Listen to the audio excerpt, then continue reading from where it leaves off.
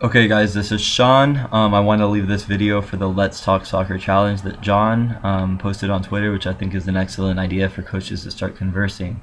I'm going to talk about the number one thing, the number one question, which was what is one problem in youth soccer in this country?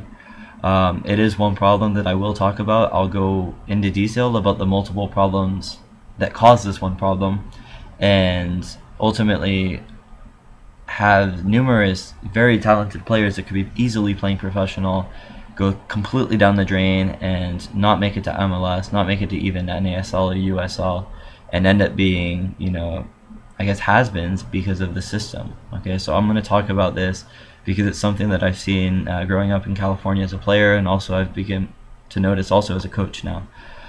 So starting with number one, why couldn't you play for a top club team when you were younger? So let's say 10 to 14 years old, why could you not play for one of the top teams in the state or the country, for example?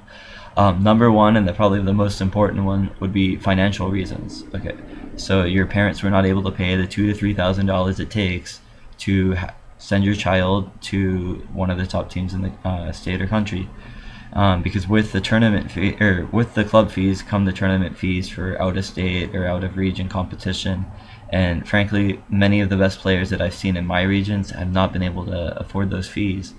The second one would be the players' attributes are not valued. So what that would mean was, we like to make it a cliche, but the small technical player that is amazing with his brain and can read every play way before it happens is not on the roster because the coach wants a fast, powerful player that can win second balls, etc., etc. So we've all kind of heard that cliche, but we've also as coaches seen it happen several times again. So if a player's attributes are not valued by a coach, it's going to be very difficult to play for a top club team. And then the third one would be the distance. Okay, and this is a little bit different, and it's probably not going to be it's not really even one of the top ones, but if you live extremely far away and if your parents can't take you to practice because of their work, then it's going to be very hard for you to get there. So that's the third one. It's not really, I don't really think it's a big deal compared to the other two. But after that, let's say after club, we're going to kind of skip the high school part and we're going to go to college. So after players play college, or after players play club growing up, how can they not be seen by a college team? So why are they not going to college, or why are they not going to a top school? Okay, the two main reasons for me are grades. In my opinion, grades should not determine who or who does not make it as a professional soccer player. But because of our system, you have to have certain grades to meet the criteria to get into a 4-year and ultimately have a dream, or ultimately continue your dream of playing professional soccer. So grades are a huge one, and then also the financial restraint.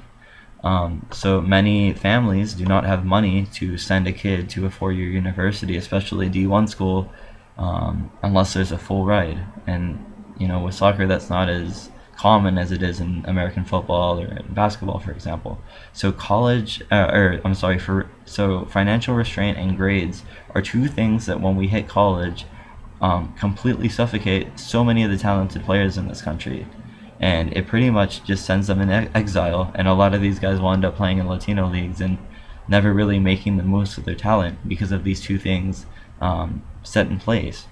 Other reasons that players are not seen by top colleges are they played for a small club growing up, so they were not at the tournaments, the out of state or out of region tournaments, to be seen by some of these top colleges. And part of that, maybe part of the reason they played for the small club in the beginning was they didn't have the money to play for a top team to go out of state or out of region. Other reasons, didn't make a connection with a college coach or a college scout. And then the final one that I know a lot of people don't like to talk about, but if you're undocumented in the US, aka illegal, it makes it a lot tougher for some colleges to take you and help you out with grants, scholarships, etc. The third and final one, why weren't you seen by MLS? Okay, the players' attributes were not valued, like I talked about previously. So if a MLS scout or coach is looking for a certain thing and you possess qualities that do not match those or even are the opposite of those, the chance of you being seen and taken are pretty rare. Your school struggled, so your school didn't win, your school wasn't really noticed because of the struggles they had. You played for a small school, so rather than playing D1 at a top school, you were playing D2 or D3. You played community college, because we all know that MLS doesn't really look at many community college players. Although Movsisyan is playing for Spartak Moscow and came out of community college and played for Armenia and would be easily in the U.S. pool if he was a citizen. You didn't play college, which again is one of the huge ones where we have, college and academies are the only ways of producing professional players, mainly colleges. So many guys don't play colleges. We're pretty much taking out so many of the talented players because of that. And then again, college coaches weren't able to bring out your talent. So if a college coach wants to play a certain way that doesn't match your attributes, the chance of you playing 100% with that college is pretty much done. Okay. So again, these are just it's just one problem in U.S. soccer is how broken the system is and how it's so easy for guys that are amazing quality players to pretty much be washed down the drain because of the system that relies on college, that relies on playing for a big school, that relies on finances, that relies on grades. I've seen this, growing up in California. I've seen this as a coach.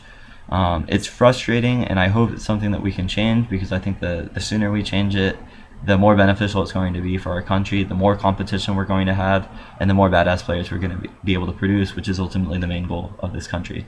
So thank you guys for watching. Please retweet it or share it if you enjoyed it or agreed with it. And then if you have any questions, feel free to hit me up. Thank you guys.